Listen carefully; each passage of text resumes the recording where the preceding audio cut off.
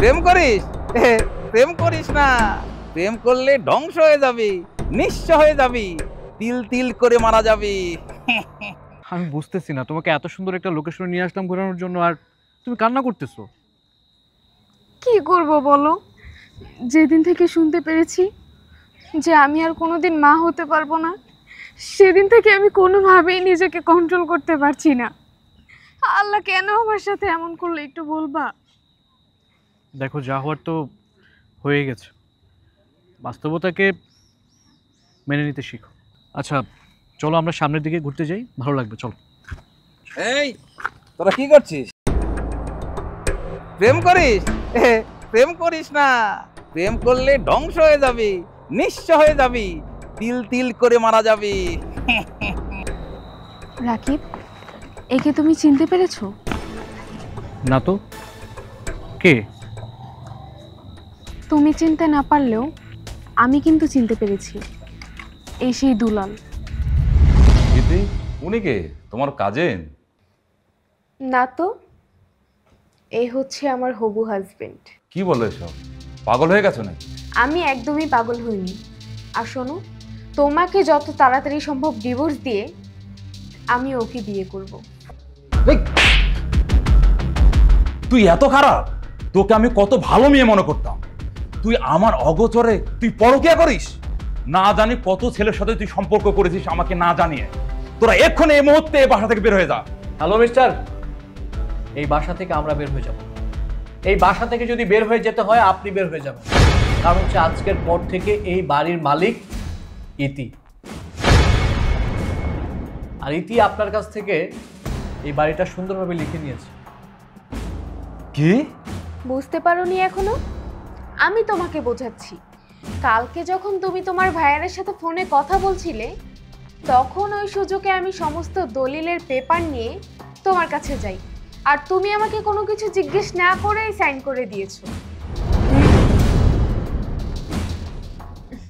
আমার প্ল্যানটা সার্থক হতে তুমিই আমাকে সাহায্য করেছো, এর জন্য তোমাকে ধন্যবাদ।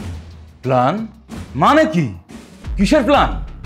এই ইতির সাথে আমার অনেক আগে থেকে সম্পর্ক ছিল। আমি ইতিকে ভালোবাসি, ইতি আমাকে ভালোবাসি। আর তোর সাথে যে প্রেম হয়েছিল, ফেক, জাস্ট ফান। আরে তোর এই সব সম্পত্তি হাতিয়ে নেওয়ার জন্য আমি ইতিকে তোর কাছে পাঠিয়েছি প্রেম করার জন্য। তোর সাথে সম্পর্ক করে তোর সব কিছু তোর কাছ থেকে লিখে নিয়েছে। আজকের পর থেকে এই সম্পত্তির মালিক ইতি এবং আমি। তুই এই বাড়ির কোনো মালিক নয়। এই মুহূর্তে বাসা থেকে বের হয়ে যাবে। ইতি, তুমি আমার সাথে এমনটা করতে পারলে? আরে আমি তোমাকে কত ভালোবাসি। তোমাকে আমি বিয়ে করেছি একসাথে থাকবো বলে, আর তুমি এমন একটা কাজ করতে পারলে? শোনো, আমি তোমাকে কখনোই কোনো কালেই ভালোবাসিনি। আমার ভালোবাসার মানুষ তো শুধুমাত্র এই। যাই হোক, তোমাকে 30 মিনিট টাইম দিচ্ছি। এই 30 মিনিটের মধ্যে এই বাড়ি ছেড়ে, এই এলাকা ছেড়ে তুমি একবারের জন্য চলে যাবে, আর কখনো যেন আমি তোমার মুখটাও না দেখি। এই বসে আছিস কেন? ওঠ ওঠ।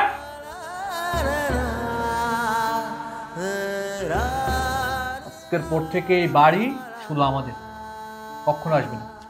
যা।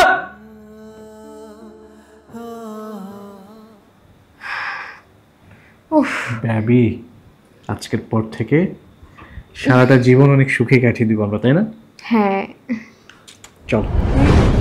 আমি চিনতে পেরেছি, আসলে দুলালের আজকের এই অবস্থার জন্য আমরাই দায়ী। আর এই জন্য হয়তো আল্লাহ আমাদেরকে শাস্তি স্বরূপ কোনোদিন যেন সন্তানের বাবা না হতে পারি, সেই শাস্তিটাই আমাদেরকে দিয়েছে। দুলাল, তুমি আমাদেরকে ক্ষমা করে দাও প্লিজ। আমাদের যত সয় সম্পত্তি আছে আমরা সবকিছু তোমার নামে আবার করে দিব।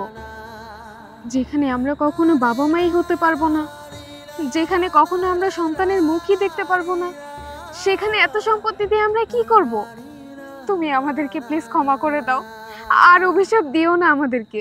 আরে অভিশাপ দেব না, গুড়ের শরবত দেব, খাবি? খাবি না তো বুঝবি না। শোন, তোরা ধ্বংস হয়ে যাবি, নিঃস্ব হয়ে যাবি। প্রেম করিস নি রে, তোরা প্রেম করিস না। হ্যাঁ, প্রেম করিস না, নিঃশেষ হয়ে যাবি, শেষ হয়ে যাবি।